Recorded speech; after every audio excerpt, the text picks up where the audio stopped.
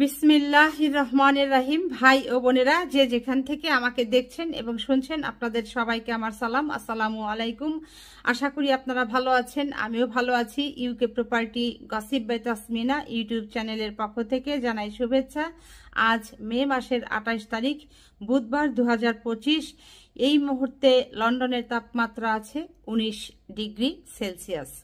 তো এখন আপনাদের সাথে যে বিষয়টি নিয়ে আমি কথা বলতে চাচ্ছি সেটা হলো যে চক্ষু বিজ্ঞান ইনস্টিটিউটে জুলাই আহত স্টাফ সংঘর্ষ, সেবা বন্ধ। মারাত্মক কথা।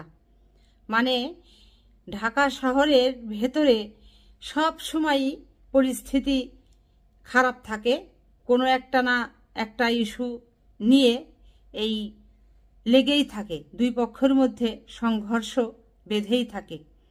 তো যা হোক, এই আমার দেশ পত্রিকাতে আরও যেটি বিস্তারিত বলা হয়েছে সেটি এখন আমি আপনাদেরকে পড়ে শোনাতে চেষ্টা করছি। সেটা হলো যে জাতীয় চক্ষু বিজ্ঞান ইনস্টিটিউট হাসপাতালে জুলাই আন্দোলনে আহত ও হাসপাতালের স্টাফদের মধ্যে মারামারির ঘটনা ঘটেছে। খুব দুঃখজনক, নিন্দা জানাচ্ছি। এতে অন্তত 10 জন আহত হয়েছেন। আহতদের মধ্যে চিকিৎসা নিতে আসা সাধারণ রোগীও রয়েছে। মানে জুলাই বিপ্লব 2024-এ আহত যারা হয়েছেন তাদের সাথে হাসপাতালের যারা স্টাফ, ডাক্তার, নার্স আরও যারা আছেন এদের সাথে একেবারে হাতাহাতির ঘটনা ঘটেছে।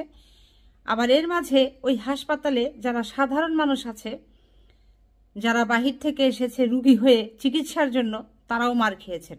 খুব দুঃখজনক। এরপর সেখানে সেবা বন্ধ রয়েছে, আবার চিকিৎসা দেওয়াও বন্ধ হয়েছে। এখন কি হবে রুগীদের? বুধবার সকাল 11টার দিকে এই ঘটনা ঘটে। এ প্রতিবেদন লেখা পর্যন্ত আহতদের সঙ্গে দফায় দফায় কথা বলেও সমাধান হয়নি। পরিস্থিতি থামাতে লাঠিচার্জ করতে দেখা গেছে সেনাবাহিনীকে। মানে এমন মারামারি সেখানে লেগেছে যে শেষ পর্যন্ত সেনাবাহিনীকে আসতে হয়েছে। ঘটনাস্থলে গিয়ে প্রত্যক্ষদর্শীদের সঙ্গে কথা বলে জানা গেছে, চিকিৎসা না পেয়ে গতকাল মঙ্গলবার আহতদের কয়েকজন পরিচালকের কক্ষ পেট্রোল দিয়ে জ্বালিয়ে দেওয়ার চেষ্টা করেন। এই ঘটনায় নিরাপত্তার শঙ্কায় বুধবার সকালে কর্মবিরতি পালন করে সমাবেশ করেন হাসপাতালের চিকিৎসক, নার্স ও অন্যান্য কর্মীরা। এই সময় দেশের বিভিন্ন প্রান্ত থেকে চিকিৎসা নিতে আসা রোগীদের সঙ্গে বাকবিতণ্ডায় ঘটনা ঘটে কর্মচারীদের। এক পর্যায়ে রোগীদের উপর হামলা চালানো হয়। অর্থাৎ জুলাই বিপ্লবে আহত ভর্তি হওয়া যারা রোগী ছিল তারা পর্যাপ্ত পরিমাণ এই হাসপাতাল থেকে সেবা পাচ্ছে না, সাপোর্ট পাচ্ছে না, যে কারণে তারা ক্ষুব্ধ হয়ে ওই হাসপাতালের যিনি পরিচালক তার সাথে কথা বলতে চান। কিন্তু কথা বলতে গিয়ে তিনি হয়তো তাদের সাথে কথা বলতে চাননি। এক পর্যায়ে তারা ক্ষুব্ধ হয়ে, রাগান্বিত হয়ে তার কক্ষে পেট্রোল ঢেলে দিয়ে আগুন ধরাতে চান। তো এরপর যেটি হয় যে চিকিৎসাধীন জুলাই আহতদের অভিযোগ, কর্মবিরতি পালনের সময় রোগীদের পাশাপাশি জুলাই আহতদের কয়েকজন সকালের নাস্তা করতে নামলে তাদের উপরে হামলা করে। মানে এই হাসপাতাল কর্তৃপক্ষ, অর্থাৎ হাসপাতালে যারা কাজ করেন কর্মচারীরা, তারাই প্রথমে এই জুলাই বিপ্লবের যারা রোগী ভর্তি আছে তাদের উপরে হামলা করেছে।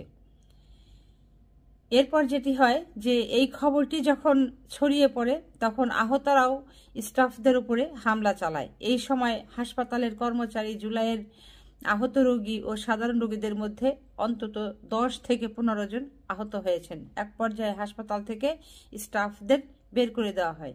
এই সময় আনসারদের পাশাপাশি পুলিশ ও নৌবাহিনীর সদস্যরা জুলাই আহতদের থামানোর চেষ্টা করেও ব্যর্থ হন। দুপুর 12:45 দিকে ঘটনাস্থলে আসে সেনাবাহিনী। এই সময় আহতদের ওপর চড়াও হতে দেখা যায়, তাদের পিছু হটে আহতরা। এই প্রতিবেদন লেখা পর্যন্ত হাসপাতালের সেবা ও প্রশাসনিক কার্যক্রম বন্ধ রয়েছে। মানে বিশাল তুলকালাম কাণ্ড হয়ে গেছে আজ এই হাসপাতালে। জুলাই আহত চিকিৎসাধীন ইব্রাহিম বলেন, হাসপাতালের স্টাফরা আন্দোলন করছে, করুক, তাদের দাবি তারা জানাতেই পারে, কিন্তু আমাদের ওপর হামলা করলো কেন? এটি তাদের প্রশ্ন। এমনকি সেনাবাহিনী পর্যন্ত আমাদের ওপর হামলা করেছে। অর্থাৎ সেনাবাহিনী যখন সর্বশেষ আসলো এই গণ্ডগোল মেটাতে, মারপিট মেটাতে, তারা এসেও ওই জুলাই বিপ্লবের আহত ছাত্রদের উপরে চড়াও হয়েছে এবং হামলা করেছে।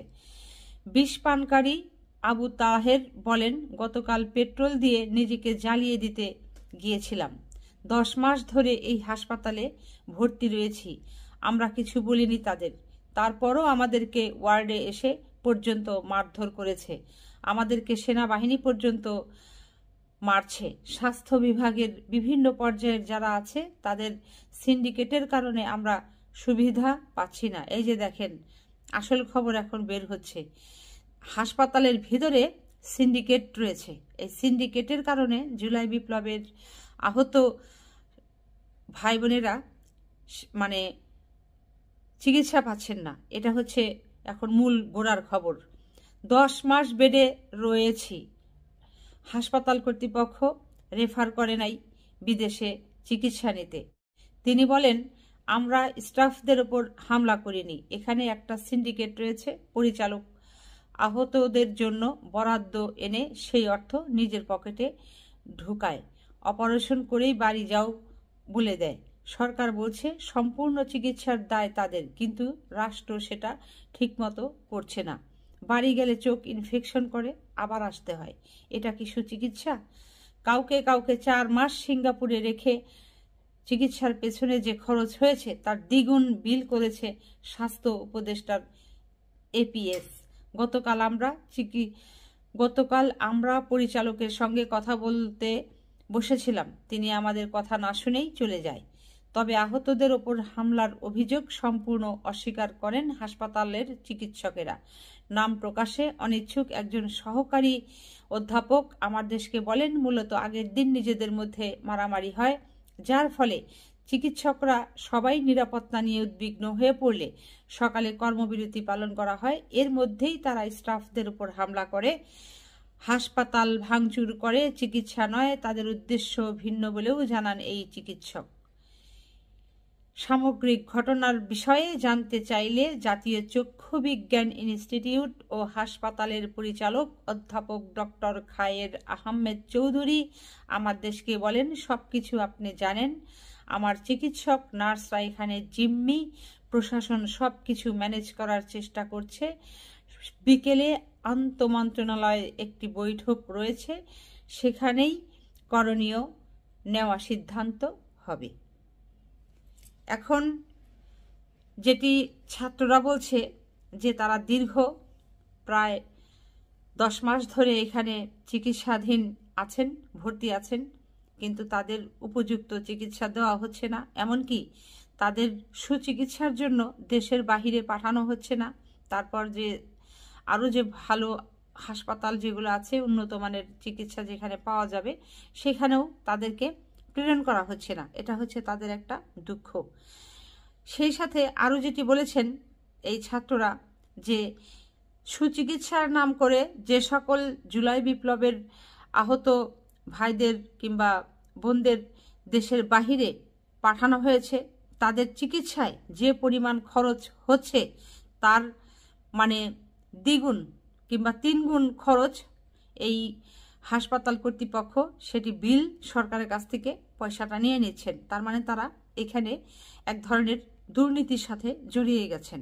আরও জুলাই বিপ্লবের ছাত্র ভাইয়েরা যেটি কমপ্লেন করেছেন, যে এই হাসপাতালে যারা ভর্তি আছেন তাদের চিকিৎসা বাবদ যে খরচটা হচ্ছে, যে খরচটা সরকার বহন করার কথা, যে অর্থ সরকার বরাদ্দ করছে, সেই পরিমাণ অর্থও তাদের পিছনে বরাদ্দ করা হচ্ছে না, খরচ করা হচ্ছে না। আর এই সরকার কর্তৃক বরাদ্দের যে অর্থ, সেই অর্থগুলো কার পকেটে যাচ্ছে? এই হাসপাতাল যে কর্তৃপক্ষ আছে, পরিচালনা পরিষদে যারা আছে, তারা বেটে ভাগ করে নিচ্ছেন তাদের মাঝে। এটি হচ্ছে তাদের বক্তব্য, তাদের আক্ষেপ, তাদের ক্ষোভ, তাদের কষ্ট। তো বাংলাদেশের প্রত্যেকটা জায়গায় দুর্নীতি আছে। তো এই রাজনীতিবিদদের যে দুর্নীতি, মন্ত্রী এমপিদের দুর্নীতি, এটি তো মার্কা মারা, এটি আপনারা সবাই জানেন। এখন দেখছি দুর্নীতি এই সরকারি হাসপাতালের ভেতরে ডাক্তারদের ভেতরেও ঢুকে গেছে। তো যা হোক, বাংলাদেশের প্রত্যেকটা খাত, প্রত্যেকটা সেক্টর দুর্নীতিবাজদের থেকে মুক্ত থাকুক এবং জুলাই বিপ্লবে আহত ভাই বোনেরা সুচিকিৎসা পেয়ে দ্রুত সেরে উঠুন, এই কামনা রইল। সবাই ভালো থাকবেন, সুস্থ থাকবেন এবং আমার জন্য দোয়া করবেন। আমার এই চ্যানেলটিতে লাইক, কমেন্ট, শেয়ার এবং সাবস্ক্রাইব করবেন। আসসালামু আলাইকুম, আল্লাহ হাফেজ।